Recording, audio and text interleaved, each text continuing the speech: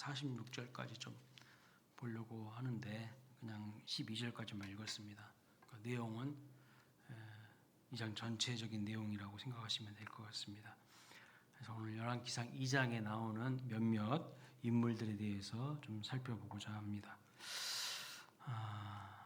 지난주 수요일 우리가 말씀을 살펴보았죠. 잠깐 다윗이 이제 곧 이제 천국 갑니다.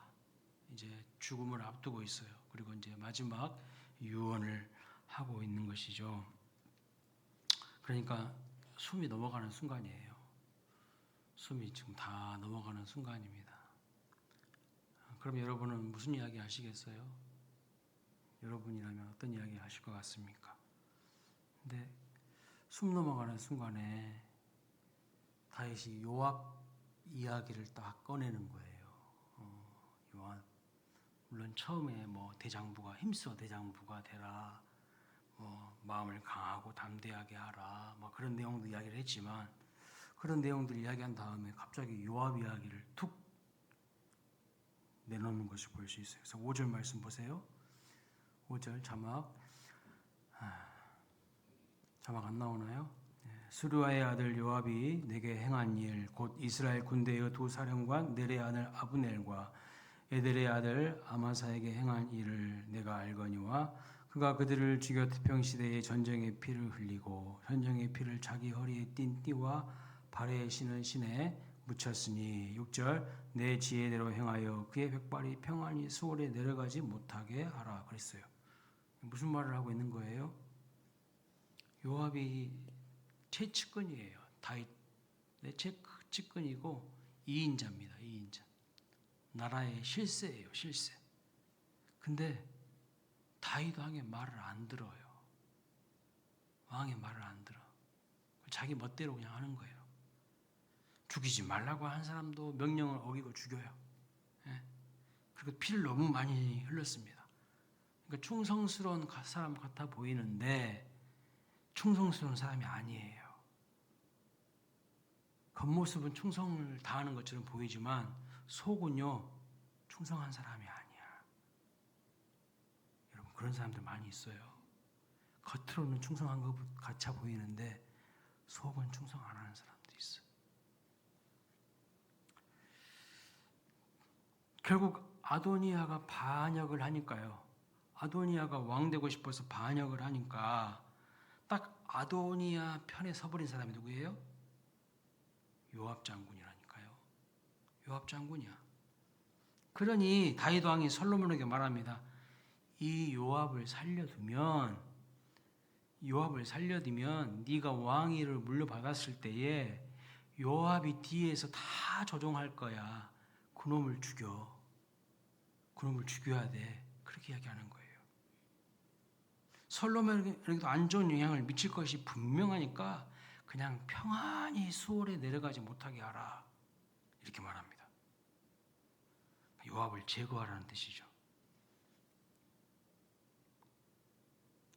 다윗은요 뒤끝이 있는 사람이에요. 뒤끝 장렬이에요. 전혀 이스라엘 나라와 왕권에 도움이 되지 않으니까 제거하라는 거예요. 자기 욕심이 많은 사람이라는 거예요. 요압은. 그래서 다윗이 물러나면 자기도 같이 물러나야 되는데 아도니아가 반란에 성공해서 왕권을 딱 다시 잡으면 그냥 아도니아 편에 서서 또 계속해서 세상을 휘젓고 싶으신 거예요. 그러니까 노역이 많은 인물이기 때문에 다윗이 솔로몬에게 뭐라고 하냐? 숨 넘어가는 순간에 제거해라. 이렇게 이야기하는 거예요. 그리고 7절에 보시면 바르실레의 아들들에게는 은총을 베풀라 이렇게 말합니다. 왜냐하면 압살롬이 반란을 도모했잖아요. 압살롬이 반란을 도모해가지고 다윗이 도망자 신세가 되었을 때 바르실레가 도와줬어요. 먹을 것도 주고 도망자 신세인 다윗을 도와줬기 때문에 그 공을 인정하고 상을 베풀라라고 말하고 있는 것을 볼 수가 있어요. 그러니까 진짜 아군이 누구이고 적이 누구인지는 다윗이 다 간파하고 있는 거야. 간파하고 있어. 근데 그거를 속으로만 다 품어놓고 있었던 거야. 그리고 이제 자기가 죽을 때가 되니까요, 솔로몬에게 그 다 이야기해 주는 거야. 이 놈은 좋은 놈이고 이 놈은 나쁜 놈이고 다 알고 있었던 거야. 예. 그리고 8절에 보면 시므이에 대해서는 어떻게 이야기하라고 말합니까? 다윗이 마하나임이라는 지역으로 도망할 때요, 시므이가 다윗에게 욕을 퍼부었어요. 예? 다윗에게 욕한 놈입니다. 그래서 다윗이 나에게 욕한 저 시므이도 가만히 두지 말어. 솔로몬에게 유언을 하는 거예요. 예? 그놈도 처리 대상이야. 이렇게 이야기를 하는 거예요. 생각보다 다윗이 뒤끝이 있어요. 자, 다윗이 그의 죽음을 앞두고 이런 유언을 한다는 거예요. 자, 그래서 우리가 다윗의 모습을 통해서 알 수 있는 것이 무엇입니까? 자막이 화면이 제대로 넘어가야 되는데. 자, 요압과 바르실레와 시므이에 대한 다윗의 유언을 통해서 다윗이 뒤끝이 있는 사람이라는 것이 분명하죠. 그런데 왜 다윗의 이런 유언을 별로 성경에 기록하지 않았으면 좋았을 것 같지 않습니까? 우리 생각에는. 근데 하나님은요, 이거 성경에 다 넣으라는 거야. 응? 이 유언을 성경에 왜 기록하게 하셨을까요? 분명한 교훈과 메시지가 있기 때문입니다. 요압은 여러분들이 어떤 사람인지 잘 아실 거예요. 다윗의 최측근이고 이인자였고, 그런데 그 요압에 대한 다윗의 평가는 뭐예요? 이제 넘겨주셔도 돼요. 예. 계속 오래 띄우지 마시고요. 예. 방송실 안 들리신가 보네.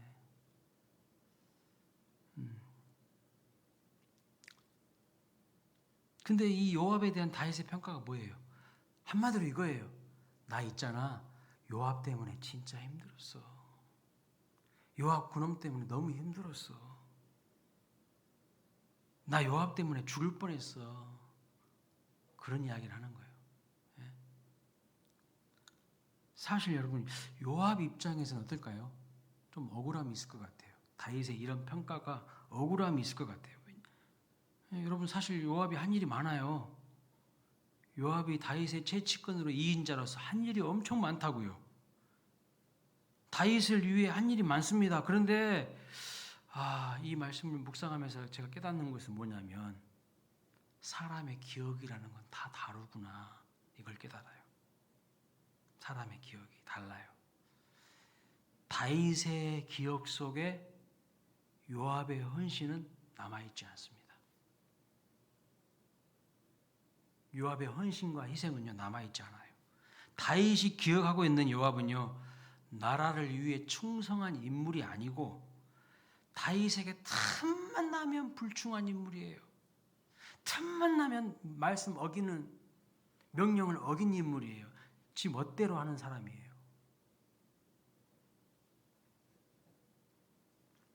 그렇게 다윗의 머릿속엔 기억되고 있다는 거예요. 분명히 이건 주관적인 생각입니다. 객관적으로 봤을 때 요압은요, 충성스러운 부분도 분명히 있었어요. 그런데 다윗이 기억하고 있는 요압은 그렇지 않다라는 겁니다. 그러니까 지금 다윗이 유언을 하고 있는데, 가장 지금 최근에도 다윗의 명령을 거부하고 다윗이 세운 2명의 군대 장관을요, 암살해 버리는 거예요, 요압이. 그러니까 다윗에게 요압은 내 뜻과는 무관하게 자기 마음대로 행하는 사람이라는 게 요압에 대한 다윗의 평가이자 기억입니다. 예. 객관적으로 보면 요압이 좀 억울할 것 같아요, 진짜. 예.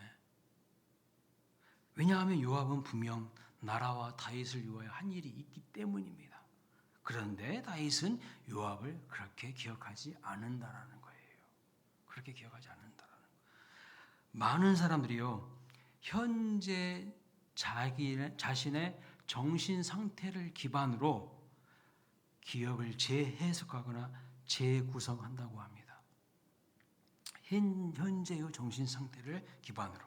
이런 의미에서 과거가 현재의 의미를 만드는 것이 아니라요, 현재가 과거의 의미를 만든다고 심리학자들이 주로 이야기해요. 현재 그 사람이 어떤 상태냐가 너무 중요하다는 거예요. 심지어 역사학자 E.H. 카라는 분이 있어요. 역사 공부하시는 분은 E.H. 카 모르면 그 역사 공부 안 하신 분이야. 대단하게 유명한 인물인데 이렇게 말했어요. 역사는 과거와 현재의 끊임없는 대화다. 이렇게 말했어요. 그러니까 역사는 그저 과거의 일이 아니라는 거예요. 현재의 문제의식으로 과거를 다시 질문하고 해석하는 작업이 역사라는 겁니다. 그러니까 과거에 요압이 행한 여러 가지 좋은 객관적인 일들이 많습니다. 그런데 다윗의 기억과 정신 속에서는 그것은 없는 일이에요. 없는 일이라고. 최근 말년에 행한 이 요압의 행동만 다윗은 기억하고 있는 거예요. 주로. 그것이 다윗의 기억을 지배하고 있어요. 다윗은요, 과거 그때를 기억하는 게 아니라 가장 최근에 다윗을 힘들게 한 그 요압의 행동들로 요압을 재해석하고 평가하고 있다는 것이죠. 중요한 것은 과거가 아니라 지금이라는 거예요. 지금. 내가 과거에 어떤 일을 했느냐보다 내가 지금 무슨 일을 하고 있느냐가 가장 중요하다고 하다는 것입니다. 내가 지금 무슨 일을 하고 있느냐가 나에 대한 사람들의 기억과 평가가 된다는 거예요. 그러니까 우리는 자꾸 이런 말 하면 안 돼요. 왕년에 내가 어떻게 살았다. 왕년에 뭘 어떻게 했다 이야기. 그게 여러분 의미가 있으려면 지금 어떻게 살고 있는지가 중요하다는 거예요. 왜요? 사람들은요, 과거 아주 옛날 그때에 그 사람이 뭐 했는지 잘 몰라요. 지금 어떻게 살고 있느냐 그것만 본다니까요. 대부분의 사람들이 그것만 그 몇 가지 것만 기억하고 있어요. 지금 내가 예배자가 돼야 되는 것이죠. 지금 내가 주님의 몸된 교회로서 지체로서 사명을 감당해야 하는 것이죠. 그래야 저와 여러분이 예배자로 기억되는 거예요. 그래야 저와 여러분이 충성을 다한 헌신자로 기억되는 겁니다. 과거에 왕년에 뭘 어떻게 하면서 살았는지보다 지금 여기에서 내가 어떻게 살아가고 있는지가 훨씬 중요해요. 왜냐? 사람들은 바로 그것으로 우리를 기억합니다. 그것으로 우리를 평가한다는 거예요. 다윗도 지금 그렇게 하고 있어요. 그러니까 여러분, 왕년에 내가 어떻게 했어요? 그거 우려먹지 말면 안 돼요. 지금 내가 새롭게 하나님 앞에 어떻게 살고 있는가? 내가 어떻게 충성하고 있는가? 내가 어떻게 열심을 다하고 있는가? 이게 중요한 거예요. 이게 중요한 거예요. 그래서 사도 바울이 뭐라고 고백합니까? 이렇게 말합니다. 디모데후서 4장 7절. 나는 선한 싸움을 싸우고 믿음을 지켰다는 거예요. 믿음을 지켰다. 사도 바울이 자기 인생 마무리하면서 하는 고백이 믿음 지켰다는 거예요. 여러분, 믿음 지키는 게 쉬울까요? 믿음 지키는 게 진짜 어려워요. 어려워요. 한때 신앙생활 잘할 수 있습니다. 한때. 그러나 그거 유지하기 쉽습니까? 더 잘하기 쉽습니까? 아니요, 어려워요. 그러나 그것을 끝까지, 노년까지, 인생 마지막 순간까지 유지하는 것이 어려워요.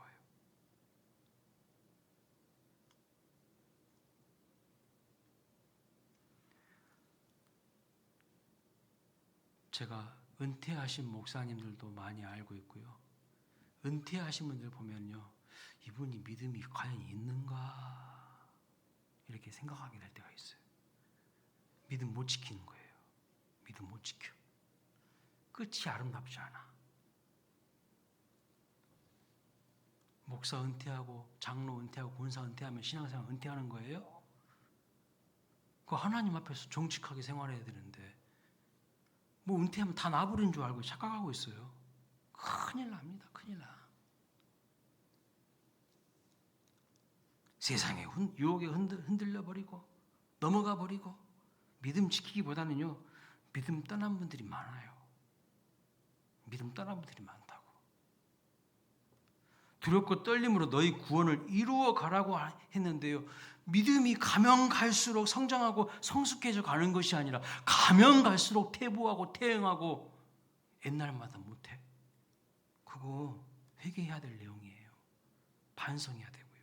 믿음 지키는 것이 어렵다는 거예요. 얼마나 어려운지 아십니까? 그러니까 사도 바울이 뭐라고 하냐면 나는 달려갈 길을 마치고 나는 교회를 엄청나게 많이 세웠다 이렇게 말하지 않아요. 믿음을 지켰다고 이야기하는 거예요.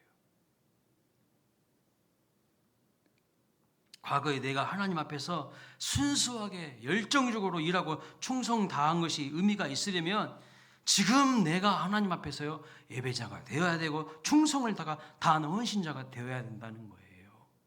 직분 받기 위해서 그 앞에서 그냥 잠깐 깔짝 열심히 하고 이제 직분 받았으니까 나는 이제 이미 직분 받았으니까 대충 하고 하나님이 다 아신다는 겁니다. 마지막 자신의 모습이 사람들의 기억에 남고 마지막 모습에 의해서 사람들이요 그 사람에 대한 평가를 재구성하고 재해석하는 겁니다. 마지막 우리의 뒷모습에서 예수님 모습이 보여야 되는 거예요. 마지막 모습에서.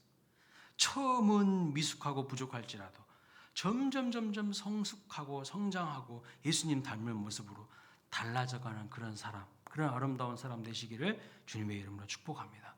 근데 요압은 그런 사람이 아니라는 거예요. 처음에 젊었을 때는 충성을 다했을 줄 몰라요. 그런데 자기가 실권을 잡고 실세가 되니까요. 왕이 말하는 것도 우습게 여기고 막 무시해버려요. 지 마음대로 해버려요. 그러니까 다윗의 머리에는 뭔만 기억되는가? 저놈은 내 옆에서 나만 괴롭히는 놈이야. 내 말은 다 무시하는 놈이야. 솔로몬에게 저놈을 제거해 이렇게 이야기하는 거예요. 네 왕권이 든든하게 서려면 이 악한 놈을 제거해야 돼 이렇게 이야기하는 거예요. 13절부터는요 아도니아의 죽음에 대한 이야기가 나옵니다. 이 아도니아가 반란을 했는데 실패했잖아요. 그랬음에도 불구하고 살려주거든요. 살려줘요. 그런데 이 아도니아가 엄청난 은혜를 받은 거잖아요. 반란을 도모한 사람은요 그냥 다 죽이게 돼 있어요. 그런데 살려주거든요. 그 엄청난 은혜를 받은 거예요. 그런데 바세바한테 딱 찾아갑니다. 바세바한테 딱 찾아가지고 여러분 바세바가 누구죠? 다윗 왕의 부인이야. 솔로몬 왕의 엄마야. 그 아도니아가 바세바에게 딱 찾아가서 뭘 하냐면 요청을 해요. 무슨 요청을 하죠? 수냄 여자, 아리따운 수냄 여자 그 아비삭을 자기한테 달라고. 나한테 아내로 달라고. 그것을 솔로몬 왕에게 이야기해달라고. 바세바한테 다 청탁하는 거예요. 청탁. 여러분 솔로몬 왕과 바세바가 관계 아시죠? 바세바가 솔로몬의 어머니입니다. 그러니까 솔로몬 왕의 어머니를 조종해서 자기 요구를 관철시키려고 하는 것이죠. 여러분 아도니아 생각하면 참 운 좋은 사람이에요. 쿠데타 일으켜서 반란을 도모했는데도 살아남았어. 그러면 참 운 좋은 사람 같다는 생각이 듭니다. 그렇죠. 대역죄를 저질렀잖아요. 자기 그것도 아버지를 제거하려고 했어요. 다윗 왕을. 이런 사람들, 동서고금을 막론하고 쿠데타, 반란을 도모한 사람들은요 다 죽었어요. 목숨 유지한 사람 없어요. 다 죽어요. 그런데 이 사람은요 큰 죽을 죄를 저질렀음에도 불구하고 자기가 용서받은 것을 잊어버린 사람입니다. 자기 지금 용서받은 거 잊어버려요. 큰 대역 죄인이 용서받고 목숨 구한 그 은혜를 잊어버리고요. 그것은 쓰레기통에다 집어 넣어버리고 여전히 자기 욕심 채우려고 하는 거예요. 자기 욕심을 구합니다. 목심 못 버리고 있어요. 수냄 여자 아비삭을 구했다는 것은 무슨 뜻입니까? 이 여자는요 다윗의 노년에 아버지 다윗의 침실에 있던 여인이에요. 침실에 있던 여인이야. 아버지 다윗이 노년에 몸이 차가워지니까 그 몸이 차가워진 것을 좀 방지하기 위해서 그 아리따운 여인을 아비삭을 그 침실에서 있게 했잖아요. 그런데 여러분 한번 생각해 보세요. 이 여자가 아무리 이쁘고 또 마음에 들어도 이런 것을 요구하면 됩니까? 안 됩니까? 안 되는 거죠. 안 되는 거죠. 이런 자식을 무슨 자식이라 해요?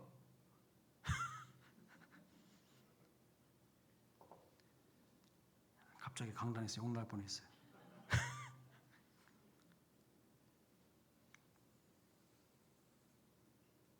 자, 은혜는 잊어버리고 욕심만 여전히 가득 차 있어요. 아직도 회개할 줄 몰라. 자기가 얼마나 큰 죄를 저질렀는지도 모르고 여전히 욕심을 구하고 있어. 응? 결국 수냄 여자 이 아비삭을 얻으려고 하다가 아도니아가 죽습니다. 아도니아가요 처형당해서 죽어요. 우리에게 한번 적용해 볼까요? 우리는 구원받은 사람이죠. 우리도 큰 은혜를 입은 사람이지 않습니까? 그러면요 솔직히 우리 날마다 감사하며 감격해하면서 살아가야 합니다. 더 욕심 안 내도 돼요. 더 욕심 안 내도 된다고. 이미 우리 하나님의 은혜로 용서받고 자녀가 되었잖아요. 내 죄를 용서받은 큰 은혜를 생각해야 됩니다. 그런데 우리도요 여러 종류의 아비삭을 구하고 있어요. 그렇지 않습니까? 여러 종류의 아비삭을 오늘 우리도 구하고 있어요.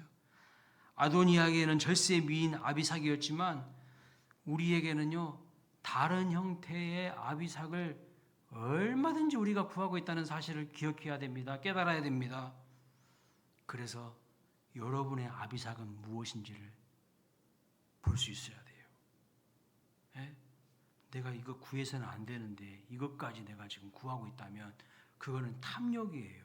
탐심은 우상숭배라고 그랬어요. 우리는 하나님의 은혜를 고백하면서 하나님의 사랑을 노래하면 하나님은요 이미 내 마음의 손 다 아신다니까요. 이미 내가 뭐 필요한 거 다 알고 계세요. 구하지 않아도 돼요. 그러니까 하나님의 사랑을 노래하고 하나님의 은혜를 감사하면요 우리 필요를 하나님 알아서 다 채워주셔요. 그리고 분명히 공급해 주실 텐데 하나님은 생각하지 않고 다른 엉뚱한 것들을 막 구하고 있어요. 눈 벌게 져가지고 다른 것들만 쳐다보고 있어요. 그것이 문제라는 거예요. 겸손하게 하나님을 구하세요. 그의 나라와 그의 의를 먼저 구하라고 그랬잖아요. 그리하면 어떻게 하신다고 했어요? 이 모든 것을 너희에게 더하시리라고 하나님이 말씀해 주셨어요. 그런데 우리는 다른 것을 구해요. 하나님 안 구해요. 하나님의 나라와 하나님의 의를 안 구해요. 그리고 이방인들처럼 세상 염려, 온통 세상 염려하면서 다른 것을 구하고 있어요. 그건 이방인들이나 하는 짓이라고 그랬는데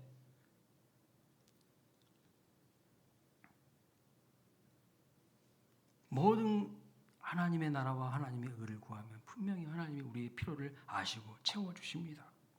그게 약속이에요. 그런데 아도니아가 여러분 왜 아비삭을 구했을까요? 왜요? 뭐 때문에 아비삭을 구했을까요? 아비삭이 절세 미인 맞아요.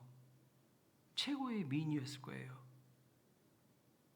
그런데 여러분 더 중요한 사실이 있다는 거 아십니까? 15절 말씀 보세요. 읽어봅니다. 시작. 그가 이르되 당신도 아시는 바이거니와 이 왕위는 내 것이었고 온 이스라엘은 다 얼굴을 내게로 향하여 왕으로 삼으려 하였는데 그 왕권이 돌아가 내 아우의 것이 되었음은 여호와께로 말미암았습니다. 무슨 뜻입니까? 아도니아가 하는 말이에요. 지금 아도니아가 이 왕위는 원래 내 것이었다고. 이거 완전히 자기 욕심이죠. 착각은 자유죠. 뭐 자기 거예요. 온 이스라엘은 다 얼굴을 내게로 향하여 왕으로 삼으려 했다. 진짜요? 착각은 자유라니까. 자기 착각이에요. 완전한 자기 착각. 그러니까 아도니아는 욕심과 착각에 빠져 있는 사람이에요. 그렇지 않아요. 완전히 지금 분위기를 모르는 사람이에요. 분위기 모르니까 쿠데타 일으켰겠지. 분위기 모르니까 반란을 일으키는 거겠지. 조금 평범한 단어로 이야기하면요, 멍청한 거예요. 지혜가 없는 거예요. 그렇게 해가지고 자기가 더 오히려 손해볼 것이 뻔한데 엉뚱한 짓거리를 한 거예요. 이게 왕위가 원래 자기 것이라는 엄청난 욕심과 착각에 빠져 있어요. 여러분 처음부터 아도니아 것이었던 적이 없습니다. 그런데 사람들도요 이렇게 살아갈 때가 많아요. 사람들도 우리는 아도니아 보면서 아이고 아도니아 저거 아이고 저거 사람이 영 아니네 이렇게 말할지 모르겠지만 솔직히 말하면 우리들도 그럴 때가 많다고요. 이야기해 볼까요? 사람들이 돈을 잃고 나면요 하나님께 하는 말이 뭔지 아세요? 왜 내 돈 가져갔습니까? 그래요. 왜 내 돈 가져가냐고 따지고 보면요 사실 처음부터 내 것 아니었어요. 그 돈도 내 것 아니에요. 건강 잃고 나서 사람들이 하는 말, 왜 하나님이 건강 가져가시냐고 막 따지거든요. 그런데 솔직해지자고요. 처음부터 그 건강 내 겁니까? 내 거냐고요. 지위도 명예도 지식도 그 어떤 것도 사실 내 거 아니에요. 아무것도 내 거 아니에요. 근데 아도니아처럼 사람들이 착각하며 삽니다. 원래 내 것이었다고. 원래 내 것이었다고. 완전한 착각이 오산이죠. 우리의 재산도, 우리의 지위도, 우리의 건강도, 우리의 지식도 그 어떤 것도 내 것 아닙니다. 하나님이 부르시면 다 내려놓고 지금이라도 가야 돼요. 착각은 자유라니까. 그러니까 아도니아는 지금 굉장히 자기 자신을 어떻게 평가하고 있어요? 과대평가하고 있어요. 이런 사람을 심리학자들이 뭐라고 하냐?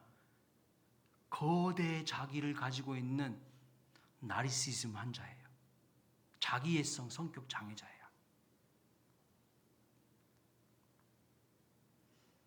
건강한 자기애가 아니라 해로운 잘못된 자기애에 깊이 빠져 있는 사람이에요. 이런 사람들 보면 참 뻔뻔하죠. 자기 모습을 제대로 못 보고요. 죽을 대역 죄인이 욕심을 끝까지 부려요. 욕심만 크다는 것을 깨달아요. 어디 아비삭을 구합니까? 아버지 여잔데. 결국 솔로몬 왕은요. 분하야 장군을 시켜서 아도니아 딱 제거하라고 이야기해요. 그래서 분하야의 손에 아도니아가 처형을 당합니다. 교만은 패망의 선봉이요 겸손은 정귀의 긴잡이라고 했잖아요. 아도니아는 그 교만 때문에 자기 인생이 비참해진 거예요. 그 끝은 처형이었어요. 그래서 죽습니다. 그 다음 26절부터는 이제 아비아달 대제사장 이야기가 나옵니다. 26절 한번 읽어볼까요? 시작. 왕이 제사장 아비아달에게 이르되 내 고향 아나도스로 가라. 너는 마땅히 죽을 자이로되 내가 내 아버지 다윗 앞에서 주 여호와의 궤를 메었고 또 내 아버지가 모든 환난을 받을 때에 너도 환난을 받았은즉 내가 오늘 너를 죽이지 아니하노라 하고. 무슨 말씀입니까? 대제사장 아비아달은요 그동안 너무 잘했어요. 진짜 잘했어. 근데 이 사람 마지막이 아름답지 않아요. 딱 아도니아가 반란 일으키니까 아도니아 편으로 딱 가버려요. 서버려요. 그래도 이 사람은 죽이지 않고 그냥 제사장직만 솔로몬 왕이 파면시키는 것을 볼 수 있어요. 사실 이 사람도 대역 죄인이죠. 반란한 사람이니까. 그러니까 죽어 마땅한 사람입니다. 그런데 지난날의 공로를 참작하여 죽이지는 않고 제사장직만 파면하면서 고향 아나돗으로 낙향하라고 하는 거예요. 낙향하라고. 그래서 이 사람 끝까지 충성을 다하지 못한 사람입니다. 아비아달. 그래서 이 아비아달이 제사장직에서 파면당하고 이제 누가 이 대제사장의 직분을 지금 이어가냐면 사독 제사장의 후예들이 이 대제사장의 직분을 이어가는 것을 볼 수가 있어요. 감당하게 됩니다. 35절 말씀 한번 읽어보겠습니다. 시작. 왕이 이에 여호와의 아들 분하야를 요압을 대신하여 군사령관으로 삼고 또 제사장 사독으로 아비아달을 대신하게 하니라. 솔로몬 왕이 분하야를 요압 딱 이제 끝이야. 요압은 끝이야. 분하야를 군사령관 삼고 이제 아비아달은 끝. 사독이 대제사장 역할을 감당하게 하고 이 이후로요 아비아달의 가문은 이제 몰락합니다. 그리고 사독 가문이 대제사장의 가문에 이어가게 되는 거예요. 복을 받게 되는 거예요. 끝까지 자리를 지켰던 사독 가문이 복을 받게 됩니다. 한마디로 사독과 아비아달의 엇갈린 운명을 통해서 성경이 말하고자 하는 교훈이 뭘까요? 끝까지 충성을 다해야 된다는 거예요. 끝까지. 그런데 여기까지만 보면 아비아달 과문은 완전히 끝나는 것처럼 보입니다. 영원히 이제 버림받은 것처럼 보입니다. 더 이상의 이제 제사장이 안 나타나요. 끝난 거죠. 그런데 놀라운 사실이 있어요. 여기서 반전이 일어납니다. 아, 우리는 그래 인생 끝이야. 이제 아무런 희망 없어. 소망이 없어. 이제는 완전히 우리는 밀려났어. 우리는 이제 주류가 아니라 비주류야. 완전히 우리는 버림받았어. 이런 생각을 할 수 있는데 여기서 반전이 일어나요. 세월이 흐르고 흘러가지고 북이스라엘은 아수르한테 망하잖아요. 그리고 남유다는 누구한테 망하죠? 바벨론한테 망합니다. 근데 그 바벨론한테 망하는 것을 보면서 가슴 아파하며 눈물 흘렸던 선지자가 있어요. 그리고 왕과 백성들에게, 지도자들에게 정신 똑바로 차려야 된다고 회개를 선포한 선지자가 있어요. 그 사람이 누구냐면 에레미야예요. 근데 그 에레미야 선지자가 누구의 후예일까? 아비아달 제사장의 후예예요. 아, 아비아달의 이제 가문은 끝이야. 더 이상 이제 좋은 역할을 할 수 없어. 버림받은 사람들이야. 이런 생각을 하고 있었는데 반전이 일어나요. 반전이. 예. 거짓 선지자들이 드글드글했던 그 시대에 진짜 참 선지자, 그리고 하나님 앞에서 애통해하며 눈물을 흘리면서 나라를 구하려고 했던 참 선지자는 에레미야 선지자인데, 그 사람이 누구냐면요, 에레미야인데 이 사람이 아나돗 출신이에요. 아나돗. 아까 아비아달이 고향으로 가는데 그 고향이 어디라고 그랬어요? 아나돗이라고 그랬어요. 자, 에레미야 1장 1절 말씀 보세요. 읽어보겠습니다. 시작. 베냐민 땅 아나돗의 지사들 중 hil기야의 아들 에레미야의 말이라 그랬어요. 아나돗의 제사장들 중 그랬어요. 아, 이 아비아달의 후손이 에레미야예요. 저도 이 말씀을 보고 많이 놀랐습니다. 거짓 선지자들이 득세하던 시절에 참 선지자 에레미야가 누구인가? 바로 아비아달 제사장 가문 출신이라는 거예요. 집안이 완전히 끝난 것처럼 보였습니다. 이제 변방으로 쫓겨가서 그 집안에는 더 이상 희망이 없는 것처럼 보였습니다. 그런데 하나님은요, 그 집안에서 다시 하나님의 마음을 가지고 일하는 일꾼을 부르시는 것을 볼 수 있어요. 그 사람이 에레미야예요. 반전의 은혜가 있다는 거예요. 반전의 은혜. 몰락한 제사장 집안이고 변방 이제 비주류의 제사장 가문인데 하나님은 그런 에레미야를요 부르신다는 거예요. 우리 하나님은 놀라워요. 시골 꼴짝이에 처박혀 있어도요, 하나님은요 그 사람을요 높이 들어 쓰시더라고요. 우리 교회 왔다 가신 분 있잖아요. 저 여수 드라리 섬에 그 김수열 목사님, 시골 꼴짝이 그 섬에 처박혀 있어도 하나님은 그를 통해서 성경을 다 편집하고 번역하게 하고, 얼마나 그 성경 좋은지 요즘 성경 보는 재미가 있어요. 그렇게 쓰신다는 거예요. 이거를 그래서 반전의 은혜, 한량없는 주님의 은혜라고 하는 것입니다. 완전히 운명이 엇갈려 버린 거죠. 아비아달 제사장이 쫓겨나고 어떤 가문이 대제사장의 가문이 된다고 했습니까? 사독의 후손들이요. 이 사독의 후손들이 복을 받기는 했지만 점차 이들은 또 어떻게 되는가? 부패하고 타락해져 가요. 예? 그래서 주류였던 이 사독 제사장 가문의 후손들이 누군 줄 아세요? 사두개인들이라고 합니다. 이름 들어보셨죠? 사두개인. 예수님 당시에 유대교에 가장 큰 두 개의 분파가 있었는데 바리새파와 사두개파야. 이 사두개파의 조상이 누구냐? 사독 가문의 사람들이야. 예? 사독 가문의 후손들이 사두개파를 형성하고요, 예수님 당시까지 계속해서 대제사장 가문이 되어서 쭉 내려옵니다. 근데 이 사람들이 부활도 부인하고 예수님도 부인하고 이런 사람이에요. 예수님한테 적대적인 사람들이 되는 거예요. 그러니까 여러분 무엇을 알 수 있습니까? 지금 몰락했다고 영원히 몰락하지 않는다는 겁니다. 지금 몰락했다고 너무 낙담한 일도 아니고 지금 잘 쓰임 받는다고 해서 교만 떨 필요도 없다는 거예요. 에레미야 선지자 보세요. 겸손하고 정직하니까 반전의 은혜가 있고요. 아비아달처럼 교만하면 지금 화려하고 대단하고 쓰임 받는 것 같아도 곧 망하는 거예요. 아비아달 제사장 감은 이제 끝나버린 것 같지만, 완전히 몰락한 것 같지만, 놀라운 사실, 하나님은 다시 그 가문에서도 에레미야 같은 사람들을 일으키시고 사용하신다는 겁니다. 이게 바로 놀라운 은혜이죠. 그런데 영원히 잘 될 것 같고 아름답게 쓰임을 받을 것 같은 그런 가문이, 그런 사독의 가문이 오히려 예수님을 대적하는 가문이 될 수 있다는 것도 역사는 우리에게 말해주고 있어요. 그러니까 항상 하나님 앞에서 겸손해야 되는 것이지 교만하면 버림받아요. 정리해 보겠습니다. 하나님은요, 반전의 은혜를 주십니다. 그러나 언제든지 교만하면 망할 수 있어요. 오늘 하루하루 최선을 다해 믿음으로 살아가야 합니다. 선조들이, 조상들이, 부모들이 엉터리로 살아도 그 후손이 믿음으로 살면요, 하나님은 또다시 기회를 주시는 분이십니다. 그러나 부모님들이, 조상들이 믿음으로 살아도 후손들이 교만하잖아요. 하나님께 버림받고 쓰임받지 못해요. 예수님 대적하는 것에 쓰임받고 있어.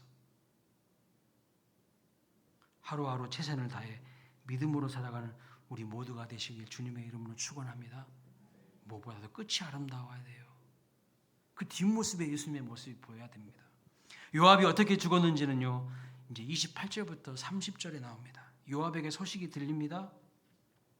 솔로몬 왕이요, 분하야 장군을 시켜가지고요, 아도니아를 처형했고 아비아달은 제사장 중에서 파면당하고 고향으로 낙향시켰다는 소식이 들려요. 누구에게? 요압 장군의 귀에 들려요. 그래서 요압이요, 이제 자기 차례라는 것을 알고 도망갑니다. 어디로? 여호와의 장막으로 도망가요. 거기서 제단 뿔을 딱 잡아요. 제단 뿔을 잡는 사람은요, 구약에 보니까 무조건 처형하지 말고 조사받을 기회를 얻게 돼요. 죄 지었는데 그냥 무조건 처형하는 게 아니라 잠깐의 기회를 줘요. 그러니까 제단 뿔을 잡는 것이 무조건 면죄부를 주는 건 아니에요. 구약의 율법에 의하면요, 고의로 사람을 죽인 사람은 반드시 죽이라고 되어 있어요. 죽이라고. 우발적으로 실수로 사람을 죽인 자는 도피성으로 도망가서 보호를 받을 수 있지만, 고의적으로 살인한 사람은 제단뿔을 잡는다 할지라도 끌어내서 처형하라고 출애굽기 21장에 기록하고 있어요. 그러니까 여러분, 요압 장군은 자기가 이제 죽을 것을 직감했어요. 아도니아도 처형당했네. 아비아달 제사장도 그 제사장 직분을 파면당했네. 고향으로 낙향돼버렸네. 이제 내 차례지 하고 막 도망가는 거야. 도망가가지고 여호와의 장막에서 성전 제단 뿔을 잡았어. 여러분, 근데 아셔야 돼요. 제단에 뿔을 잡는 것은 하나님이 회개할 기회를 주시는 것이지, 거기가 회개의 자리이지 범죄 은신처가 아닙니다. 범죄 은신처가 아니에요. 교회에서 우리가 예배드리면서 제일 먼저 해야 되는 것은 회개하는 거예요. 내 범죄를 그냥 은신하는 게 아니라 솔직하게 고백하는 자리가 예배의 자리인 거예요. 결국 요압은요, 분하야 장군을 통해 처형을 당하고, 그리고 다윗을 향해 욕을 퍼부었던 분하야 장군에 의해서 시므이도 다 처형을 당하는 것을 볼 수가 있어요. 결론입니다. 요압, 아도니아, 아비아달, 시므이, 이런 몰락하는 사람들의 특징이 뭡니까, 여러분? 공통점이 뭡니까? 사람들이 대부분 넘어지는 것이 비슷해요. 그게 뭐냐면요, 돈, 성, 권력이에요. 우리가 제일 약한 게 이거예요. 돈, 성, 권력. 아도니아와 요압, 시므이, 이 세 가지 다 걸려 넘어진 사람들입니다. 아도니아는요, 아리따운 미모의 여인, 순행 여자 아비삭을 탐하다가 죽은 것이죠. 이게 성에 대한 욕심이에요. 그리고 자기가 왕이 되고 싶었어요. 왕에 대한 욕심. 권력에 대한 욕심 때문에 죽은 것입니다. 요압은 권력에 대한 집착이 그를 망하게 했어요. 노년이 되었으며 아름다운 은퇴를 선언했어야 되는데도 아도니아 편에 서서 마지막까지 제2인자로서 왕보다 더 큰 슬세를 가지고 나라를 쥐락펴락하려고 했어요. 노욕이죠. 특별히 32절 말씀 보면 이렇게 말합니다. 읽어볼까요? 시작. 여호와께서 요압의 피를 그의 머리로 돌려보내실 것은 그가 자기보다 의롭고 선한 두 사람을 쳤음이니 곧 이스라엘의 군사령관 넬의 아들 아브넬과 유다 군사령관 에델의 아들 아마샤를 칼로 죽였습니다. 하나님은요, 공의의 하나님이신데 자기보다 선한 사람들을 죽이는 것은요, 하나님의 공의에 절대 맞지 않는 일이기 때문에 반드시 그 일에 대해서 심판하시는 겁니다. 여러분이요, 여러분보다 더 의로운 사람한테 욕하고 무시하고 헐뜯잖아요. 여러분이 벌 받는 거 알아셔야 돼요. 하나님은 공의의 하나님이시니까. 우리도 마찬가지라는 겁니다. 하나님보다 돈을 앞세우면 망합니다. 하나님보다 성을 앞세우면 망합니다. 하나님보다 권력을 탐하면 망합니다. 아도니아와 요압, 시므이, 아비아다를 보면서 우리가 생각해야 될 게 뭔가? 나는 누구와 가까운 사람인지를 보라는 거예요. 나는 어떤 것에 약한지를 알아야 된다는 겁니다. 왜냐하면 마귀 사탄은요, 반드시 우리의 약점을 공격합니다. 우리의 약점을 노리고 있어요. 그것을 붙들고 흔들어 대기 때문입니다. 중요한 것은 그 어떤 것도 나를 흔들어 대는 존재가 되면 안 돼요. 나의 왕이 되어서는 안 됩니다. 이런 것들이 주님의 자리에 앉아서 나를 지배하고 다스리지 못하도록 내 마음의 가장 귀한 자리, 오직 주님만을 주인으로 왕으로 삼시고 주님의 통치를 받으시기를 주님의 이름으로 축복합니다. 그때 비로소 저와 여러분의 삶에 하나님의 나라가 임하는 거예요. 하나님의 나라가. 하나님이 통치하시는 곳이 하나님의 나라예요. 그런데 돈이 나를 지배하고 있어. 성이 나를 지배하고 있어. 부부간의 성은 아름다운 겁니다. 그걸 말하는 게 아니에요. 권력이 쥐고 흔들고 싶은 그 권력력이 내 마음에 가득해가지고요. 그것이 나를 지배하면요, 거기에 하나님의 나라가 임하지 않아요. 거기에 마귀 나라가 임할 가능성이 있어요. 말씀을 마칩니다. 오늘 본문 12절과 14절 말씀을 보시면요, 같은 말씀이 반복해서 나옵니다. 12절, 솔로몬이 그의 아버지 다윗의 왕위에 앉으니 그의 나라가 심히 견고하니라. 46절 같이 읽어봅니다. 여호와의 아들 브나야에게 명령하여 그가 나가서 시므이를 치니 그가 죽은지라 이의 나라가 솔로몬의 손에 견고하여 지니라. 아멘. 여러분, 오늘 본문 내용 무슨 내용인 것 같으십니까? 숙청의 내용이에요. 숙청. 반란을 도모하고 쿠데타 했던 그 사람들 피비린내 나는 숙청의 내용이에요. 다 제거하고 처형하는 내용이에요. 이 장을 자세히 읽어보세요. 잘못된 자들을 하나님의 공의로 다 심판하는 내용입니다. 그런데 성경은 이런 상황에서 뭐라고 말하고 있는가? 혼란스럽거나 시끄럽다고 말하지 않아요. 지금 우리 생각에는 혼란스럽잖아요. 시끄럽잖아요. 아니 막 아도니아 처형하고 요압 처형하고 시므이 처형하고 아비아달 쫓아내버리고 시끄럽잖아요. 혼란스럽잖아요. 근데 성경은 뭐라고 말하느냐? 그렇게 말하지 않고 있어요. 나라가 심히 견고하니라 이렇게 말하고 있어요. 나라가 심히 견고해지고 있다 이렇게 말하고 있어요. 와, 이게 성경의 평가예요. 이게 하나님의 관점이에요. 무슨 말일까요? 죄가 제거되어야 나라가 건강하고 견고할 수 있다는 거예요. 죄가 제거되어야 나라가 공동체가 건강해질 수 있다는 겁니다. 정리될 것이 정리되어야 되는데 그냥 놔두잖아요. 또 다른 죄의 열매를 맺어요. 완전히 뿌리째 다 뽑아버려야 돼. 불로 다 태워야 된다는 거예요. 다른 죄를 그냥 방치하면 나쁜 열매를 맺는 씨앗이 될 수 있다는 것입니다. 여러분의 삶이 더욱 견고해지기 원하십니까? 2026년도 흐리멍텅한 인생, 흐느적거리는 인생 아니라 더욱 견고한 하나님 앞에서 복된 인생 되기를 원하십니까? 그렇다면요, 무엇이 정리돼야 될까요? 뭐가 정리돼야 될까요? 수많은 죄들을 회개하고 버려야 돼요. 달력 한 장 새로 넘긴다고 해가지고 뭐 새로워지는 거 아무것도 없어요. 내 속에 죄가 다 정리가 돼야 돼요. 다 성령의 불에 다 태워져야 돼요. 내 마음의 보좌에서 주님을 밀어내고 있는 요압, 아도니아, 아비아달 다 쫓아내야 돼요. 다 쫓아내야 돼. 이런 것들이 있으니까 견고해지지 않는 거예요.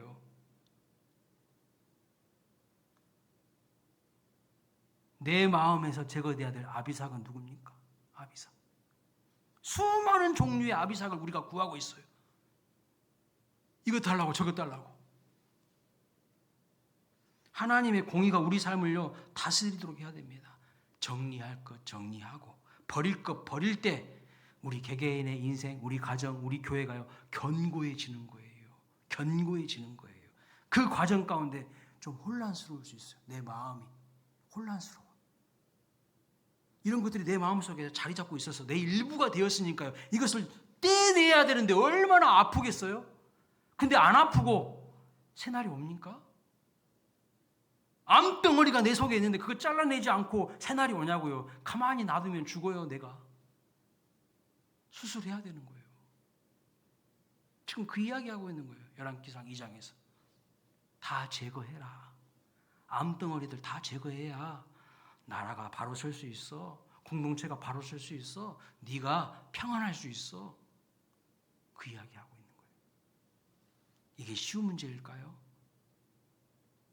요압이 얼마나 실세인데요. 얼마나 그 이스라엘 공동체에 뿌리 내려서요. 많은 사람들을 휘어잡고 휘두르고 있었겠어요. 아비아달 마찬가지죠. 그것들을 다 잘라내야 된다는 거예요. 다 뿌리채 뽑아야 된다는 거예요. 내 속에도 요압이 있고 아비아달이 있고 아도니아가 있고요.